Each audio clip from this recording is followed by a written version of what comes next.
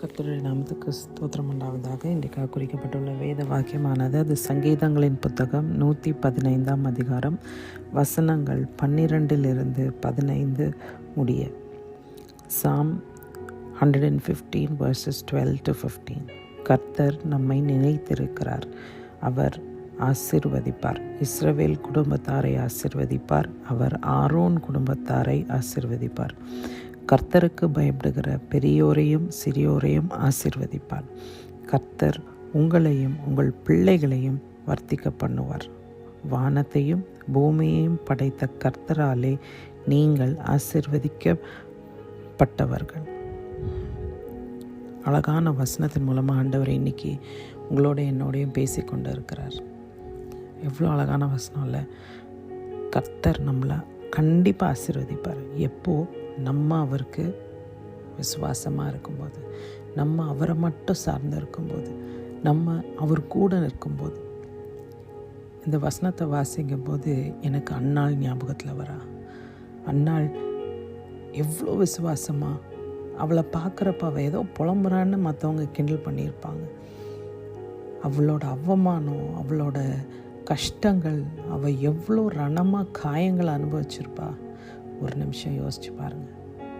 குழந்தை இல்லாமல் அந்த வீட்டில் எவ்வளோ எவ்வளோ கஷ்டங்களை கடந்து வந்திருப்பா. பிள்ளை இல்லை, மலடி, வெறுமையானவள்னு எத்தனையோ வார்த்தைகள் மூலமாக அவளை குத்தி எடுத்திருப்பாங்க. ஆனால் ஆண்டவர் இன்றைக்கும் ஒரு நன்மையான விஷயத்தை செய்கிறார். ஆண்டவர் அவளை கைவிடலை, ஒரு நாளும் கைவிடலை. ஆண்டவர் கைவிடாமல் அவளை கனம் பண்ணினார்.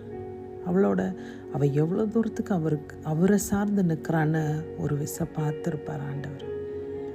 அதனால்தான் அந்த தாமதம். டெய்லி வீட்டில் இருந்து ஆலயத்தில் போய் உட்காந்து புலம்புறதுக்கு ஒரு தைரியம் வேணும். வெளியில் போனால் நம்மளை அசிங்கப்படுத்துவாங்க. அந்த தெருவில் நடந்து போனால் நம்ம முன்னாடி யாரும் வரமாட்டாங்க. குழந்தை இல்லாதவரை அவள் முன்னாடி போனால் நம்ம போகிற காரியம் நடக்காதுன்னு எத்தனையோ பேர் அவளை அவமானப்படுத்தியிருப்பாங்க.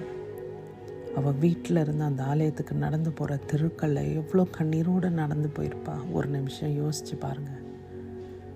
ஆனால் ஆண்டவர் அவள் கண்ணீருக்கு ஒரு பதிலை கொடுத்தார். அவரை ஆசீர்வதித்தார். அவளுக்கு தேவையான ஒரு விஷயத்தை ஆண்டவர் கொடுத்தாரு. அவள் பணம், காசு, அவள் குடும்ப அந்தஸ்து எதையும் அவள் பெருசாக பொருட்படுத்தலை. நீங்கள் எனக்கு கொடுக்குற பிள்ளைய நான் திருப்பி உங்களுக்கு கொடுத்துருவேன் ஆண்டவரே, உங்கள் ஊழியத்துக்கு நான் ஒப்பு கொடுத்துருவேன்னு சொல்லி ஜெபிச்சான். அதே போல் அவளுக்கு பிறந்த ஆண் பிள்ளைய ஆலயத்தில் கொண்டு போய் விட்டுட்டா. போய் அந்த பிள்ளைய போய் பார்த்துருப்பாங்க, போய் அந்த பிள்ளைக்கு தேவையானதெல்லாம் செஞ்சுருப்பாங்க ஒரு தாயா. ஆண்டவர் அவளுக்கு ஒரு பிள்ளையோட நிறுத்தலை, அதுக்கப்புறமும் பிள்ளைகளை கொடுத்தார். யோசிச்சு பாருங்கள். எந்த தெருவில் ஒரு தாய் கண்ணீரோடு அழுது வந்தாலோ, அந்த அவமானத்தின் மத்தியில், நிந்தையின் மத்தியில் நடந்து வந்தாலோ, அதே தெருக்களில் தம் மகன் சாமுவேல் நடந்து வர்றப்போ எவ்வளோ கம்பீரத்தோடு வந்திருப்பார். யோசிச்சு பாருங்கள். பையன் போய் அம்மாவை பார்க்காம இருந்திருப்பாரா? இதுதான் அம்மானு தெரியும், நம்ம ஆலயத்தில் வளர்றோன்னு தெரியும். ஆனால் அம்மாவை போய் பார்க்க அதே தெருவில் அவங்க வீட்டுக்கு போயிருப்பார். அதே தெருவில் நடந்து வந்திருப்பார். தேவனோட தாசன் வராரு, ஒரு தீர்க்கதரிசி வராரு, அவர்கிட்ட நம்ம போய் ஜெபிச்சு போனோம். எவ்வளோ கூட்டம் அவர் பின்னாடி போயிருக்கும். சவுலையும் தாவீதையும் அபிஷேகம் பண்ணவர். யோசிச்சு பாருங்க, எவ்வளோ பெரிய கிருபை அந்த தாய்க்கு ஆண்டவர் கொடுத்துருக்காரு. இன்னைக்கு நீங்கள் கண்ணீரோடு ஜெபிக்கிற தாயா, உங்கள் பிள்ளைகளுக்காக கண்ணீரோடு நிற்கிறீங்களா? முழங்காலில் நிற்கிறீங்களா? கவலைப்படாதீங்க. ஆண்டவர் எப்படி அண்ணாளை ஆசீர்வதித்தாரோ, எப்படி அண்ணாளுக்கு ஒரு சாமுவேலை பிரம்மாண்டமாக ஆசீர்வதிச்சு கொடுத்தாரோ, உங்களுக்கும் எனக்கும் அதே போல் ஆசீர்வாதத்தை தருவார்.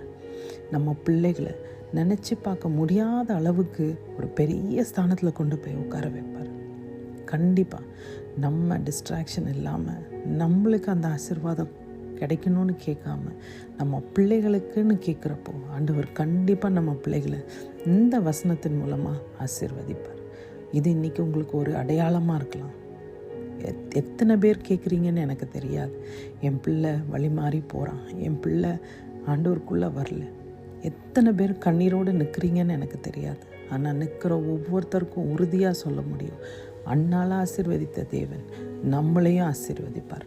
நம்ம பிள்ளைகளையும் சாமுவேலை போல பிரம்மாண்டமாய் ஒரு பெரிய ஸ்தானத்துக்கு கொண்டு வந்து வைப்பார். அவருடைய ராஜ்யத்துக்கு பிரயோஜனம் அந்த பிள்ளைங்க நடப்பாங்க. எந்த பிள்ளை கடவுளை விட்டு தூரமாக இருக்குதுன்னு நினைக்கிறீங்களோ அதே பிள்ளை கடவுளுக்காக ஓடுற ஊழியக்காரனாக மாறுவான். ஆண்டவர் செய்வார். இது ஆண்டவர் வாய்க்க பண்ணுவார். நீங்கள் கேட்குறதெல்லாம் ஒன்றே ஒன்று, ஆண்டவரே இதை பார்க்குற ஸ்லாக்கியத்தை எனக்கு கொடுங்க. நான் ஜெபிச்சுட்டு நான் போயிடக்கூடாது ஆண்டவரே, இந்த வல்லமையை நான் பார்க்கணுன்னு வைராக்கியமாக ஜெபம் பண்ணுங்கள். கண்டிப்பாக உங்கள் கண்கள் காணும். உங்கள் பிள்ளைகள் ஆண்டவர் ஆசீர்வதிப்பார். கர்த்தர் இந்த வார்த்தையை இன்னைக்கு ஆசீர்வாதமாக உங்களுக்கு உங்கள் காதுகளுக்கு ஆண்டவர் சித்தத்தின்படி வர கிருபை செய்வாராக. ஆமென்.